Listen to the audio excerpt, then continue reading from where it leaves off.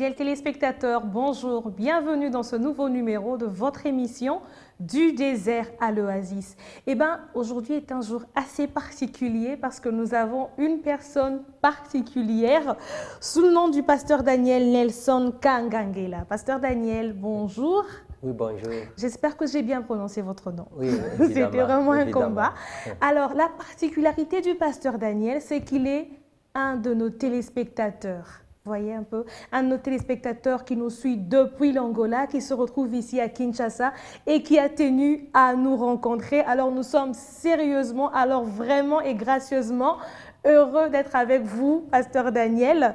Alors, vous pouvez saluer aussi ceux qui nous suivent depuis l'Angola en votre langue, bien sûr. Merci beaucoup. Eu estou a saudar a todos em Angola, Moçambique, São Tomé e Príncipe, Portugal e mais outros países da língua portuguesa. E a minha esposa em Grácia e toda a igreja. Vous m'épatez sérieusement, je comprends rien. Ça veut dire quoi? Je salue vraiment tout le monde en Angola, Moçambique, São Tomé, Portugal et tout. Et donc, ceux qui nous ont suivis en Angola nous ont compris. Et comment est-ce que les émissions, les différents numéros de l'émission Du désert à l'oasis ont influencé votre vie, votre ministère, puisque vous êtes pasteur, mais aussi votre marche chrétienne? Merci beaucoup, Sœur Génima, que j'aime bien. Merci, pasteur. C'est surtout lorsque je suis vos émissions.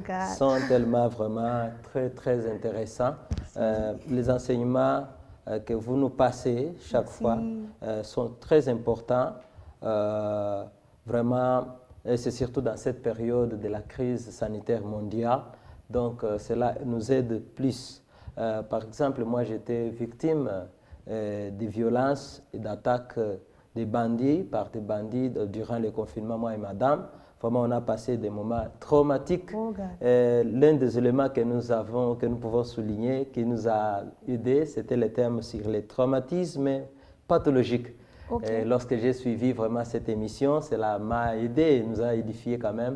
Moi-même, madame et toute ma famille, puisque on était tous touchés, et d'ailleurs même l'Église. Vraiment, le Seigneur nous a aidés à travers ça. Et aussi, à travers cette expérience, on a pu partager aussi avec Sœur Rosa Gomes, qui a perdu dans cette époque-là récemment son mari, qui était l'administrateur du territoire, qui était vraiment tellement traumatisé, vraiment poursuivi par la famille de son mari, et elle a perdu tout vraiment. Elle était tellement perturbée et traumatisée, touchée, triste, vraiment. Frustrée, je vois.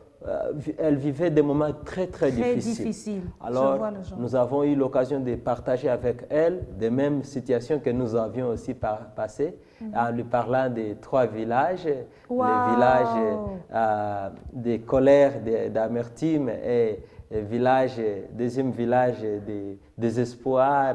Et nous avions aussi parlé sur le 3e village, qui est le nouveau départ. Oh God, c'est magnifique. Nous avions appris avec l'évangéliste Kiswangi. Donc, notre sœur a eu vraiment une bonne visite de la part du Seigneur à travers ses enseignements. Aujourd'hui, elle est tellement rétablie, elle vraiment restaurée, et elle peut maintenant faire tout ce qu'elle faisait avant, d'ailleurs plus que ce qu'elle faisait. Vraiment, en vrai dire, je veux dire que les enseignements de l'African Enterprise, pour nous, c'est une école vivante qui nous amène à l'édification et à la transformation. Pasteur Daniel, je suis sérieusement bénie, sérieusement touchée par ce que vous me dites. C'est à la fois de l'émotion qui vient, que Dieu bénisse son œuvre. Je suis très touchée par cette sœur qui a été transformée par ses enseignements. Et que Dieu vous bénisse aussi pour le travail que vous faites, parce que je vois que vous recevez les enseignements, vous transmettez aussi à l'Église. Et donc, c'est une grande œuvre. Moi, je suis remplie d'émotion par ce que vous venez de dire. Waouh! Alors, est-ce que vous avez un dernier mot à dire? Parce que je risque de commencer à pleurer. Oui, vraiment. Vous dire que tout ce que nous apprenons en français, nous le transmettons en portugais. Donc, ça nous fait du bien. Et je suis heureux aussi d'être ici avec, face à face avec ma sœur Gémima. Franchement, vous allez me faire pleurer. Je suis heureux aussi de vous voir sur YouTube. Je vais profiter l'occasion pour remercier le B1, notre chaîne télévisive qui nous reçoit ce soir, et nos frères techniciens qui sont ici, qui rendent possible cette émission sur YouTube, et aux représentants de l'African Enterprise, l'évangéliste Léonard, avec qui nous sommes tous les jours. Et vous particulièrement, notre journaliste Jemima. Merci Pasteur beaucoup, Daniel, que Dieu vous bénisse, que Dieu bénisse l'Église, que Dieu vous bénisse, vous fidèles téléspectateurs qui nous suivez de partout. Et donc n'hésitez pas d'interagir avec nous lorsque Dieu agit dans vos vies, lorsque Dieu transforme vos vies au travers de ces émissions.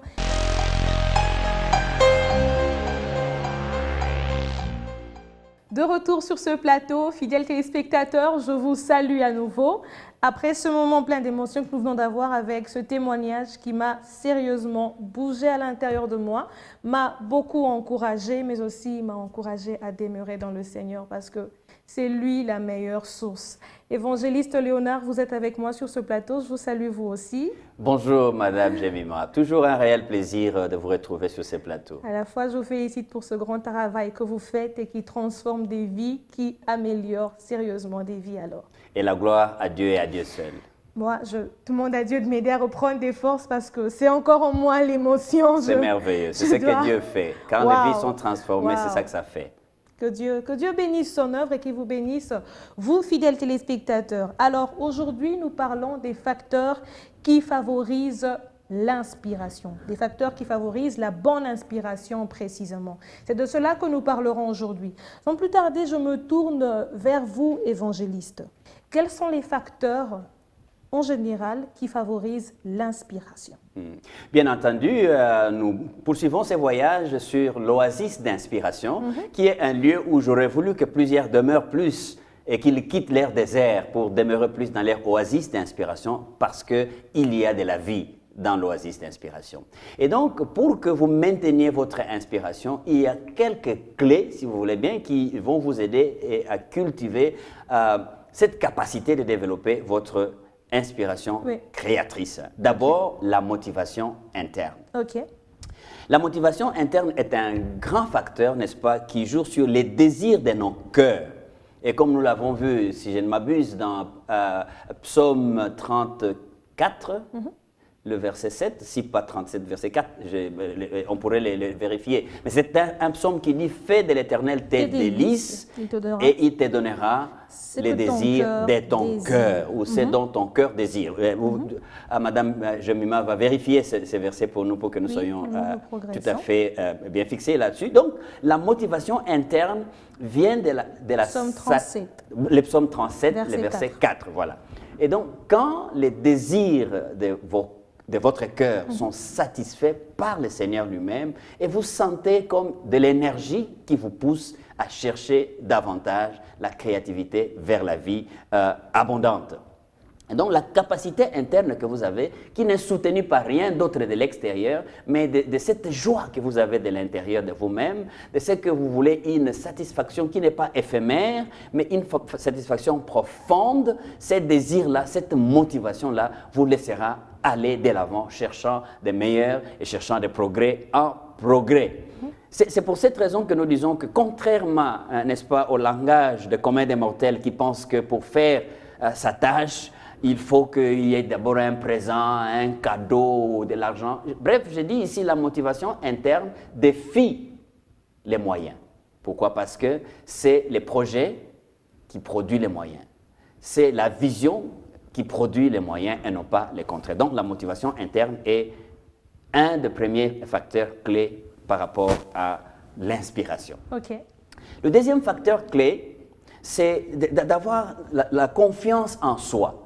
Il faut que tu t'estimes, je dis souvent, je suis une belle créature. Quand je vais au miroir, je me regarde au miroir et je regarde ce que la Bible dit de moi. Je suis la meilleure créature parmi les créatures de Dieu. Parce qu'il a créé les poissons s'inspirant d'eau. Il a créé des arbres s'inspirant de la terre. Et la liste peut être longue.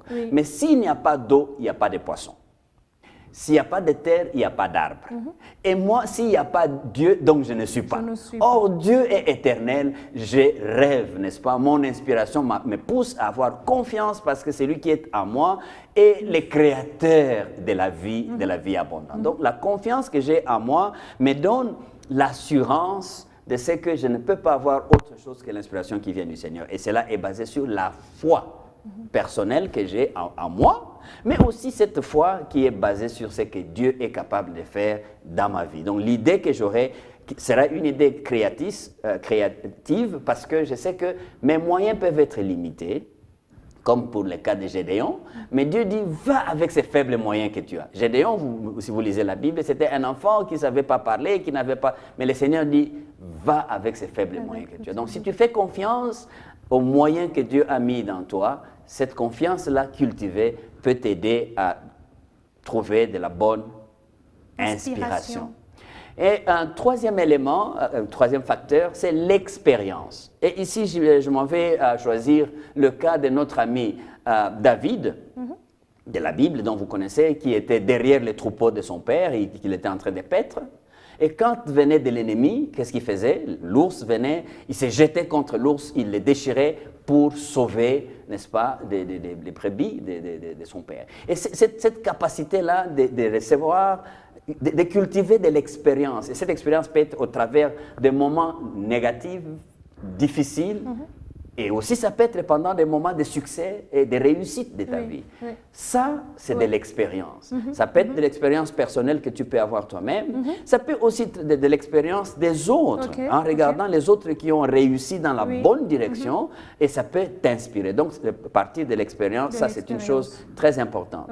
Parlant aussi de l'expérience, quand tu regardes ce que 2 Corinthiens chapitre 3, le verset 18 nous dit, il parle de la transformation qui est un processus progressif.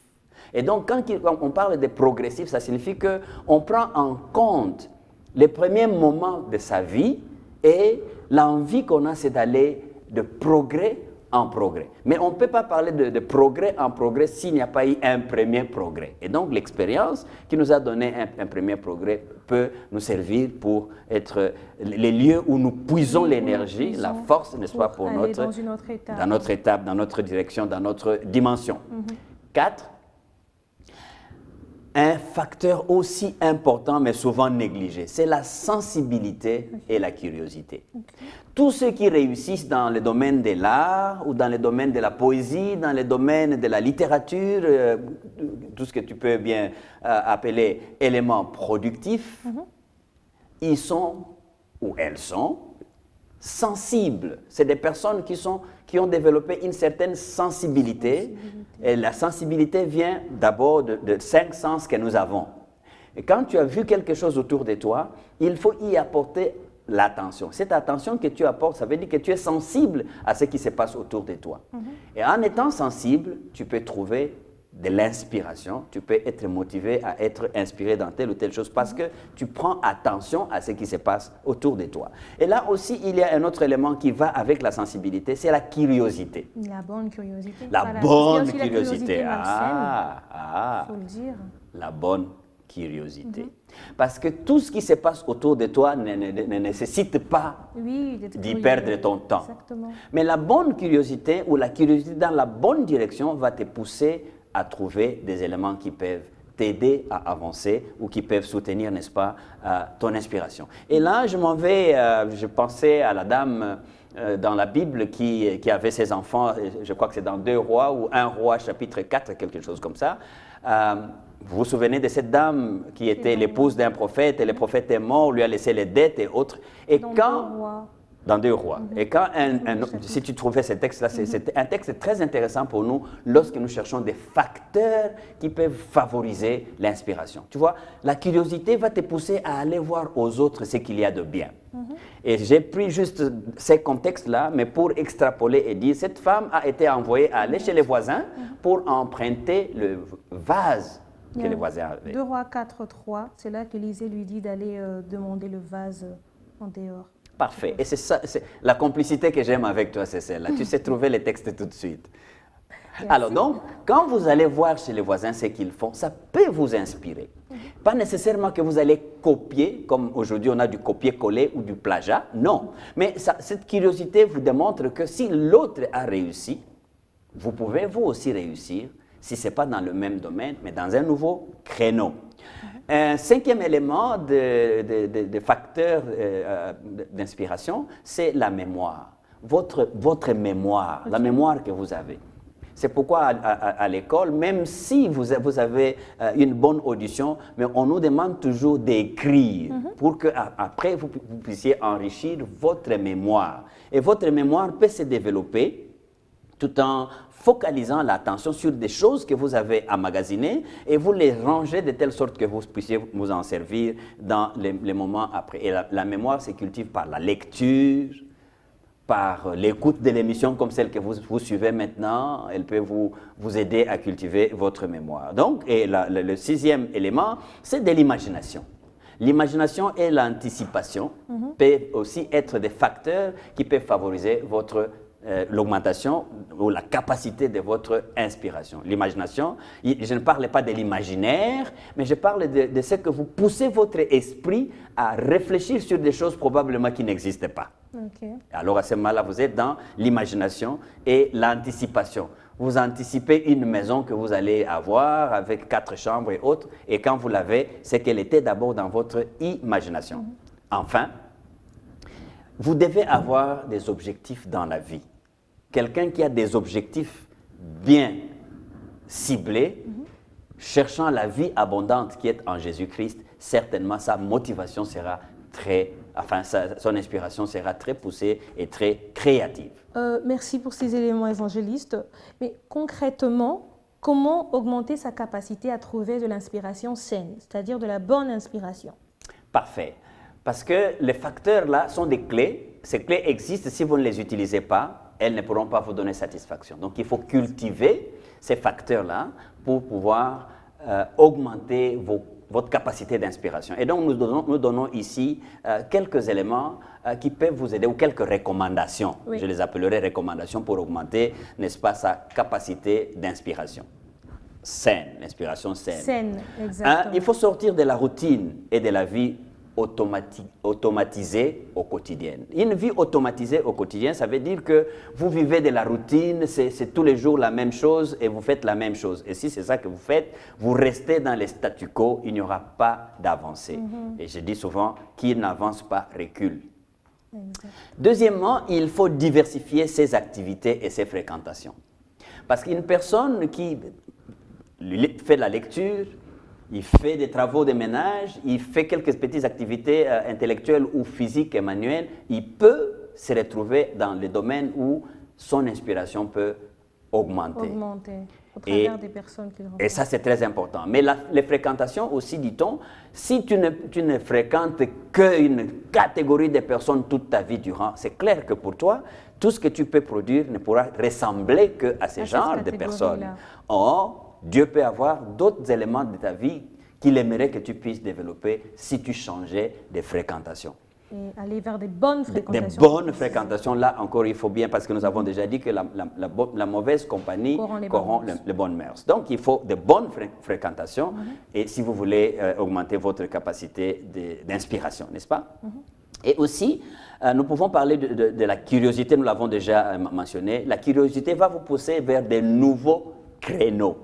Quand vous avez vu quelqu'un qui a excellé, qui fait le pancake, demandez-lui qu'est-ce qu'il a fait pour arriver à ça. Exactement. Vous savez, quand nous parlons de McDonald's, qu'est-ce que c'est McDonald's? C'est juste un morceau de pain avec de la viande dedans. Exactement. Et puis vous avez le hamburger et il vous donne une tasse de café. Et aujourd'hui, il n'y a pas un restaurant aux États-Unis où vous ne pouvez pas trouver ce genre de choses. Mais c'est parti d'une inspiration d'une personne. Et cette curiosité-là peut vous pousser, vous aussi, à partir de rien et développer plusieurs choses. Enfin, je pouvais parler du temps que vous devez prendre. Et je vais prendre une minute ici, que mon réalisateur me l'autorise. Vous savez, pour avoir de l'inspiration saine, l'une des choses qui doit être cultivée le plus, c'est le temps du repos. J'ai bien répété, le repos. Arrivez à cultiver dans votre vie des moments où vous restez chez vous, seul et détendu. Ces moments-là créez de l'espace dans votre cerveau et votre cerveau peut encore à nouveau recevoir des éléments d'inspiration. Donc, habituez-vous à des moments de repos et à des moments de détente saine. Oh God, je crois que cette recommandation s'adresse à moi directement. Eh bien, voilà. Elle s'adresse à moi et donc merci à vous, évangélistes. Merci de nous avoir suivis, fidèles téléspectateurs. Nous avons parlé des facteurs qui favorisent de la bonne inspiration. Nous ne savons pas vraiment revenir dessus, mais je crois que vous retenez qu'il faut sortir de sa routine, il faut sortir de la vie automatisée et il faut diversifier en fait ses fréquentations pour ne pas rester cloisonné sur les mêmes types d'activités, même type de personnes en fait et voilà, on restera dans les mêmes genres de choses à faire.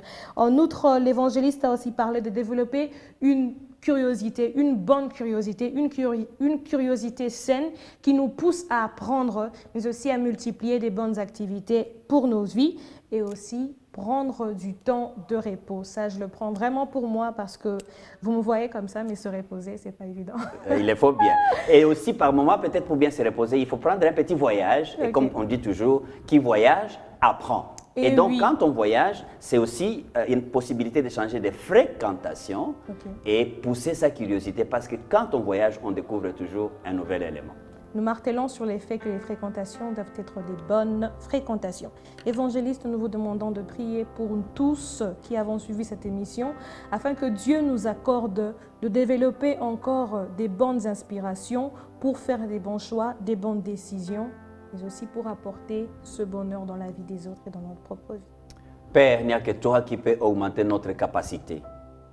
Nous tous qui avons suivi cette émission avons l'engagement de te suivre. Et comme les apôtres ont dit, où irons-nous encore? C'est toi qui as des paroles de vie. Nous voulons venir à toi, Jésus-Christ. Toi qui as des paroles qui inspirent la vie à nous, fais-les aujourd'hui pour moi et pour mes sœurs et frères qui t'avons suivi au cours de cette émission. Que la gloire te revienne à toi, au nom de Jésus. Amen. Amen, amen. Merci évangéliste. Merci de nous avoir suivis, fidèles téléspectateurs. Bonne suite de programme sur B1 Télévision et que Dieu vous bénisse.